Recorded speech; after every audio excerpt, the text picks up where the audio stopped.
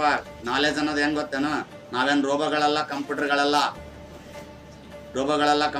ಯಾಕಂದ್ರೆ ಒಂದ್ಸಾರಿ ಓದಿದ್ ಫಿಕ್ಸ್ ನೆನ್ಪರ್ಯಾಕ. ನಾವು ಜನ್ಮ ಹೊಂದಿರೋ ಮನುಷ್ಯರು.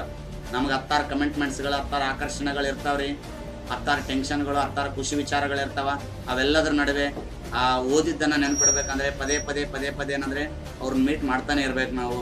ನೋಡಿ, ಯಾವ್ದೋ ನೀ ಬಸ್ ಸ್ಟ್ಯಾಂಡಾಗ ಅಡ್ಡಾಡಿರ್ತೀಯ, ಎಷ್ಟೋ ಮಂದಿ ನಿನಗೆ ಭೇಟಿಯಾಗಿರ್ತಾರೆ, ನಿನ್ ಕಣ್ಣು ಮುಂದೆ ಆದೋಗಿರ್ತಾರ, ಬಟ್ ಅವ್ರು ಯಾರು ನೆನಪಿಲ್ಲ ನಿನಗೆ, ಯಾರ್ಯಾರು ಆದೋಗ್ಯಾರ. ಯಾಕಂದ್ರೆ ಅವ್ರು ನಿನಗೆ ಸಂಬಂಧನೇ ಇಲ್ಲ ಅಂತ ಹೇಳಿ ಆಗಿರುತ್ತೆ. ಬಟ್ ಸಂಬಂಧ ಇರೋರಿಗೆ ಆದ್ರೆ ನೀ ಐಡೆಂಟಿಫೈ ಮಾಡಿರ್ತೀಯ.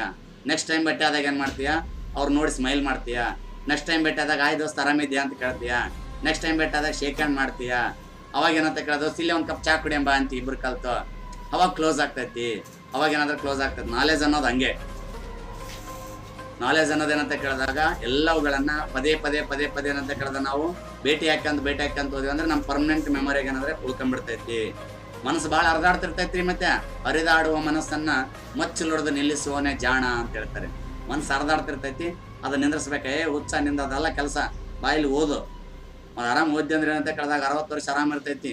ಚಲೋ ಬಟ್ಟೆ ಹಾಕೊಂಡು ಒಳ್ಳೊಳ್ಳೆ ಗಾಡಿ ಮೇಲೆ ಅಂದ್ರೆ ಚಲೋ ಫೋಟೋ ಎಳೆದು ಫೋಟೋ ಶೂಟ್ ಮಾಡಿ ವಾಟ್ಸಪ್ನ ಸ್ಟೇಟಸ್ ಇಟ್ಕೊಂಡು ನಮ್ಮ ದೋಸ್ತರ ಕಡೆಯಿಂದ ಸೂಪರ್ ಮಗ, ಮಸ್ತ್ ಮಗ, ನೈಸ್ ಮಗ, ಸೆಂಡ್ ಮಿ ಮಗ ಅಂತೇಳಿ ಮೆಸೇಜ್ ರಿಪ್ಲೈ ಮಾಡಿಸ್ಬೇಕು.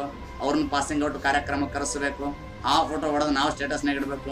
ಇವೆಲ್ಲ ಸುಂದರ ಗಳಿಗೆಗಳು ನಮ್ಮ ಜೀವನದಾಗ ಏನಂದ್ರೆ ಆದಷ್ಟು ಬೇಗ ಬರಬೇಕಂದ್ರೆ ಒಂದು ಸ್ವಲ್ಪ ಏನಂದ್ರೆ ಕಷ್ಟ ಪಡಲೇಬೇಕ್ರಿ.